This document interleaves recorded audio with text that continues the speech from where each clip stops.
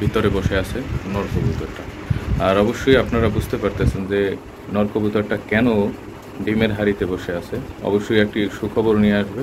আপনারা সবাই দোয়া করবেন, অবশ্যই মাশাআল্লাহ বলবেন। আসসালামু আলাইকুম প্রিয় কবুতর প্রেমী ভাই ও বোনেরা, কেমন আছেন সবাই? আমি ইনসান এগ্রো থেকে মোহাম্মদ নাসির। আলহামদুলিল্লাহ আমি ভালোই আছি। আজকে বিগত দিনগুলোর থেকে আরও বেশি গরম, আর এই গরমে আমার কবুতরগুলো কি করছে আপনাদেরকে দেখাচ্ছি। অনেক বেশি গরম। দেখুন এখানে চুপচাপ দাঁড়িয়ে আছে শার্টিনের মাদি কবুতরটা, আর ভিতরে বসে আছে নর কবুতরটা। আর অবশ্যই আপনারা বুঝতে পারতেছেন যে নর কবুতরটা কেন ডিমের হাঁড়িতে বসে আছে। অবশ্যই একটি সুখবর নিয়ে আসবে।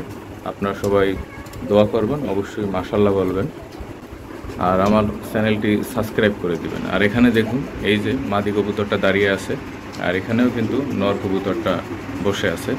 আর এই দিকে দেখুন, এদিকে এরা নতুন অ্যাডাল্ট রানিং পেয়ার। একটু আগে আমি দেখেছিলাম তারা কিছুটা ওই যে বলে মিটিং এবং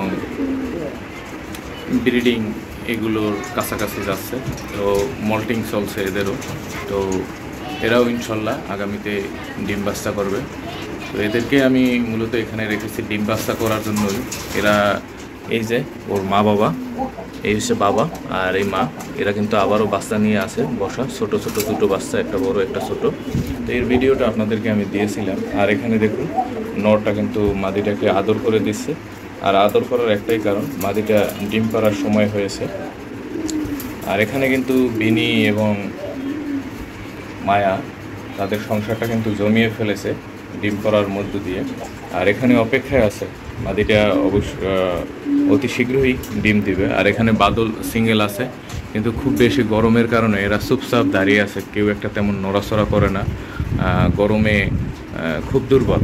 আর এখানে কিন্তু এই যে সাদা পেয়ারটা, এটাও আমার একটা ফেভারিট পেয়ার। নটা বসে আছে, বড় নটা। দেখুন গলাটা কেমন হচ্ছে এবং শ্বাসকষ্টটা কীভাবে।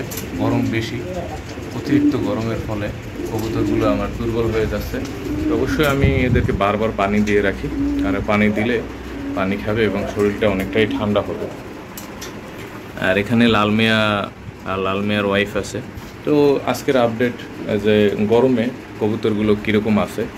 আর যে বিষয়টা আমি আপনাদেরকে দেখাই, এখানে দেখুন এই যে ট্রেগুলো, প্রত্যেকটা কবুতরের মল্টিংয়ে কিন্তু একবারে ফ্রেশ, কোনো সমস্যা নেই, ভেজাল নেই। তো এইদিকে কবুতরের মূল যেটা, সেটা হচ্ছে গিয়া চেক করার যে বিষয়টা, যে কবুতর আপনার সুস্থ আছে কিনা, সেটা হচ্ছে এই যে মল্টিং দিয়েই ট্রে চেক করলে বুঝতে পারবেন যে আপনার কবুতর সুস্থ আছে কিনা। মাশাআল্লাহ আমার প্রত্যেকটা কবুতর সুস্থ আছে। আপনাদের দোয়া এবং ভালোবাসায় দোয়া করবেন সবাই। আজকের ভিডিও এই পর্যন্তই। আমার চ্যানেলটি সাবস্ক্রাইব করে দিবেন। আল্লাহ হাফেজ।